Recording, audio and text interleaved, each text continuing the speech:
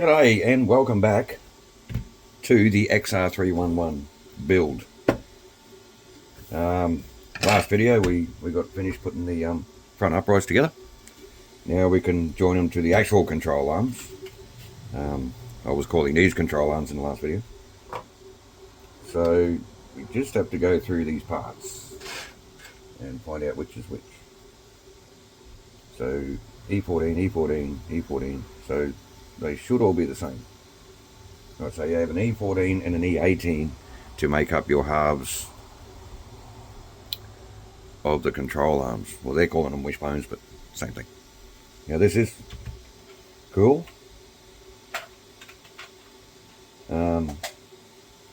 These get screwed together, but like your modern control arms that get screwed together, there's just a self-tapping screw into the plastic. Not with this one. We have nuts and bolts and thread lock. Super cool, more thread lock, great. And there's 8 of them. So, mate, can you help me out again? Please, pretty please. Cherry on top. I'm just getting, yeah, you can see him over there. I'm just getting Zach to thread lock these nuts for me. Now, should we take note of our direction here? I think we should. So they're saying bring the screws in from this side. Oh, there you go. So that side of your control arm's got a slot in it for your torsion bar suspension. So actually, read the plan, man. So I'm gonna have to pick this up and show you.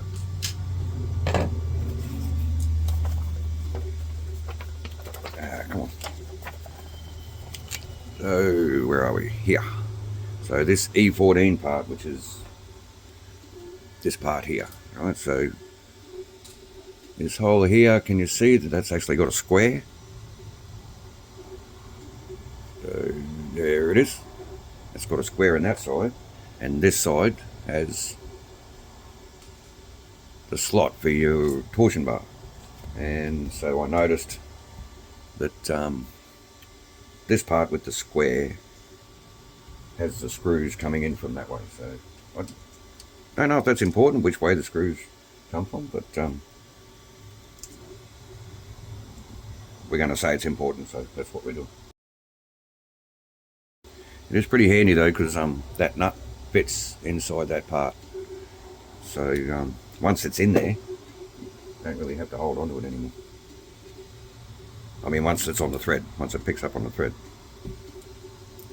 Right, you can chuck that nut on for us, mate. I got the other one upside down, but it'll be fine. Oh, I'm an idiot. so caught up in which way these control arms go. I didn't put them on the uprights. So a lot of things going on at once here.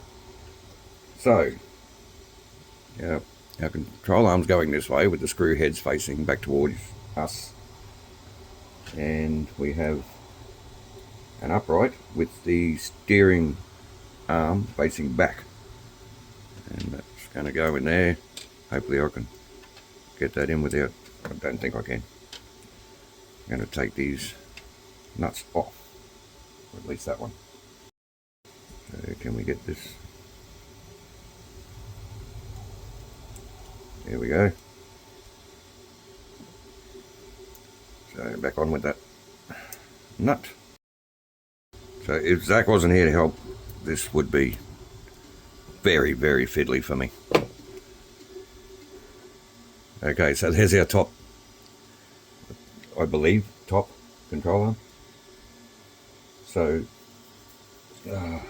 next one, let's do it again. Okay, so again we have the side with the square, side with the square, and it's telling us to grease these parts here. I'm not going to do that. I'll chuck grease on the bushes, but not when it's plastic on plastic. Just don't think it's necessary. So I'm having a bit of trouble getting this one on here. Oh, there we go. Okay, so another screw. I'll hold it in with the driver. Try and keep everything together, and Zach can just sit a nut on there for me. So putting these nuts on, if you just hold a bit of pressure, I'll put the nut on top of the thread with a little bit of pressure, and just back thread the screw, and you'll feel the screw, the thread engage with the nut. Once you feel that, then you can do the screw up, and well, look at that, that's your front suspension set up. Alright, I'm going to get this other one done off camera and come back with step 4. Okay, so on to step 4. We have our control arms built from step 3. What's this? Front bulkhead. This part here is telling us to grease up. I know I didn't grease the wishbone, but I'm gonna put some grease in these. I know it's not very consistent, but I'm not a very consistent person on the weekends.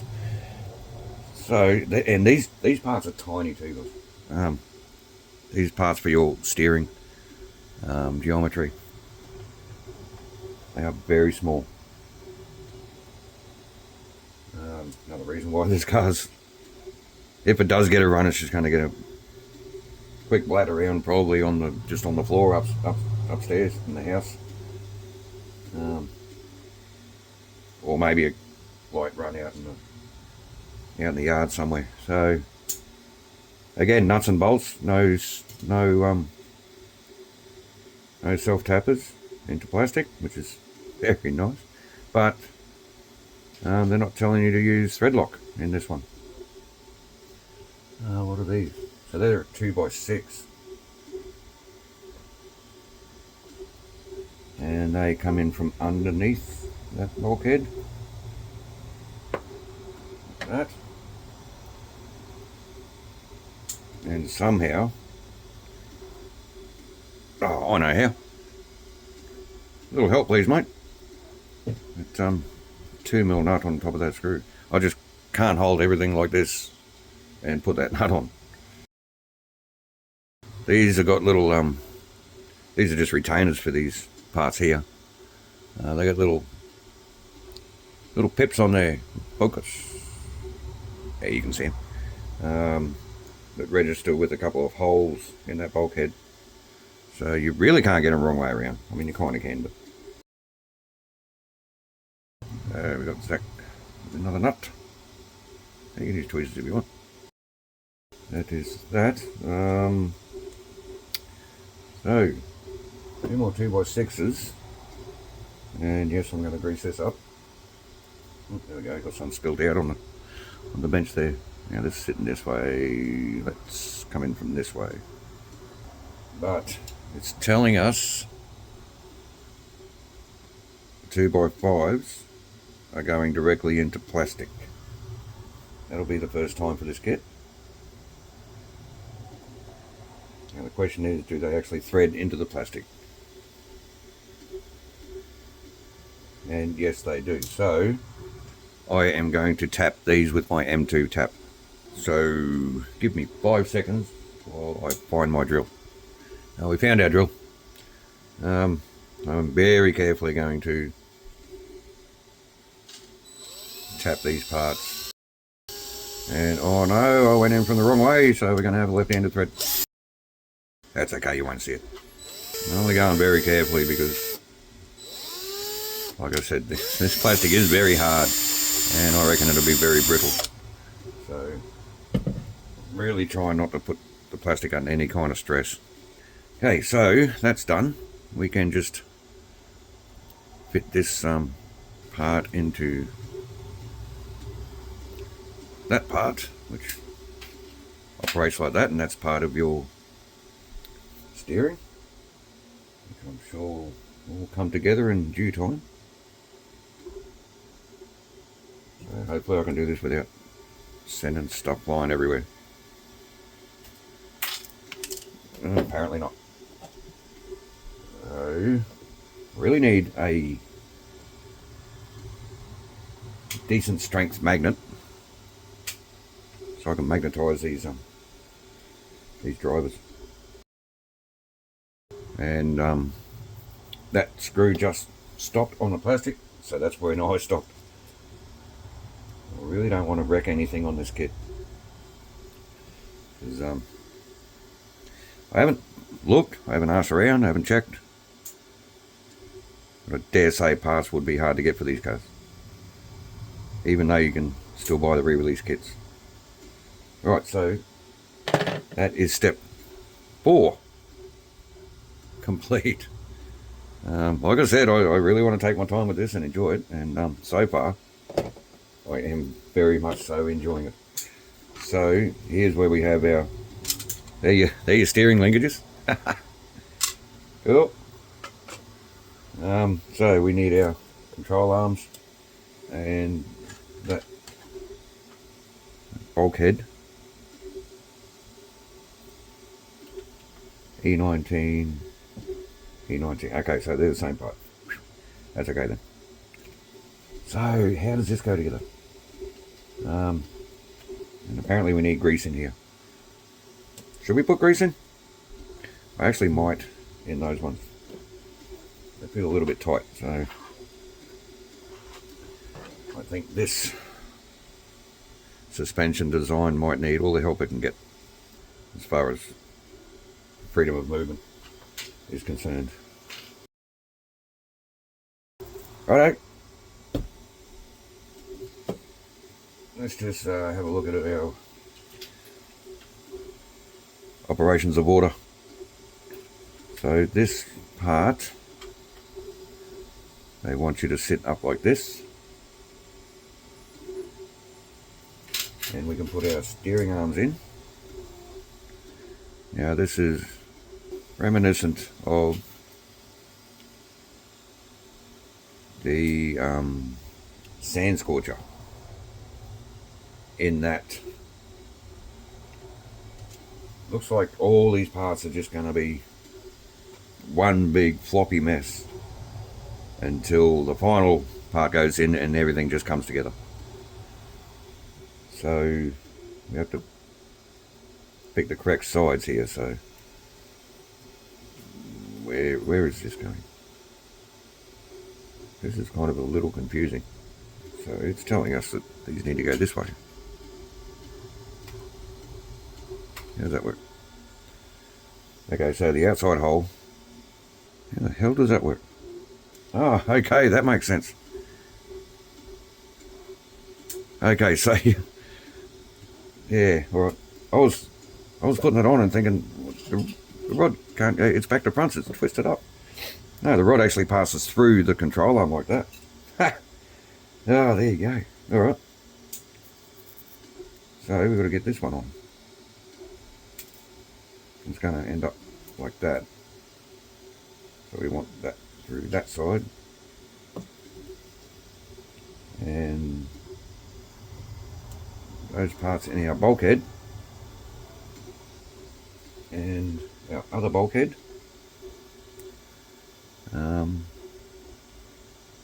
Sits around that way.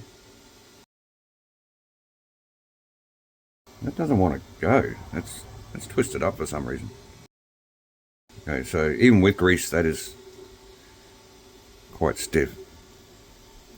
But that is your steering setup. So I'm just going to wipe everything down with a rag. I don't want to get grease all over this manual. And hey, Mick, RC Hobby Shed, if you're watching, mate, I'm actually watching one of your videos right now. The finishing the Kyosho Turbo Optima Mid Special. So far it's turning out pretty good. I don't know a thing about Kyoshos. Alright, so now we got step 6, and this might... Yep, this is going to be this video, I think. Step 6, and we have, again, a bunch of parts to come together. Right, so we have these lovely brass tubes that pass through both bulkheads so that they're basically crush tubes. And we have a aluminium part there,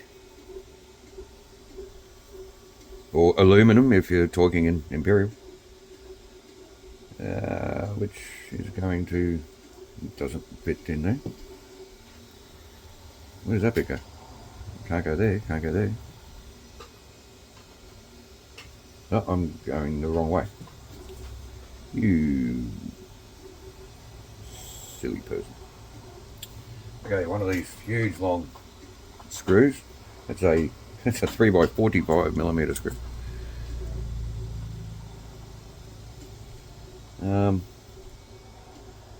Alright, so I'm going to sit here and stutter for a little bit. Yeah, I'm going to get all these brass tubes in because there's a whole bunch of stuff that goes on the other side. It's almost going to be a pity to put a body on this car. It's going to hide all this awesome looking suspension. Okay, so let's run that screw through. I might run all four through. Ow! Might run all four through. Turn that around so that we're facing the way it's telling us to. Make sure all these brass tubes are seated correctly. Just had a random thought. Now I know a lot of you guys watching around my age. See, now these parts have a square portion which registers with that square boss in the control arm there. So that goes in. Which way is it supposed to go in? Is it that way? Oh, I hope so, because that's going to be difficult to get out. I hope that's the right way. It's got to be. It's just a square, so it's either that way or that way or that way, and so it has to be straight up. So, as I was saying, most of you guys are around my age. So, what were your building skills like in 1977 when these kits came out? See, I didn't have this kit when it came out. 1977, I was 3 years old, okay? So I wouldn't have been building bugger all at 3 years old. But let's say 80s, early 80s, mid 80s. Were you still, 10 years old, bit of a teenager? What were your building skills at that point? And do you think a kit like this would have been suitable for a kid? And I mean, lots of kids would have built this kit back in the day, and they built it and they were fine. I'm guessing their parents helped quite a bit, but this is a very fiddly, I wouldn't say technical, but very fiddly